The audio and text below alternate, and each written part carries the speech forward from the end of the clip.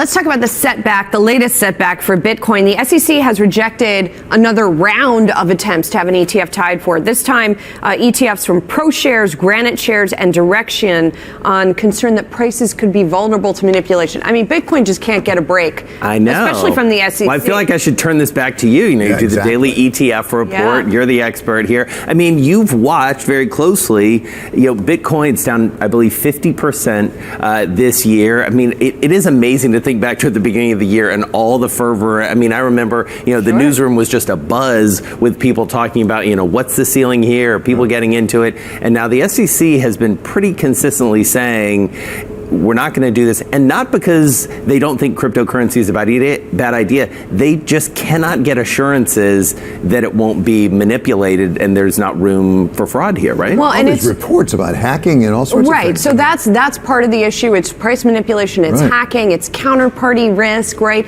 And what's fascinating to me is when we had the launch of Bitcoin futures late last year, there was all this enthusiasm that it would become more institutional, more acceptable on Wall Street. And we do get dribs and drabs of news from the likes of Goldman Sachs, et cetera, that they're getting more into the business, but then you get these big setbacks as well that show it's not really becoming more institutional. And we should note that while the price of Bitcoin did go down pretty dramatically when the Winklevi were, not allowed to do their ETF, price didn't move that much, so there's not a lot of surprise. They're getting used to it. They're getting used to it.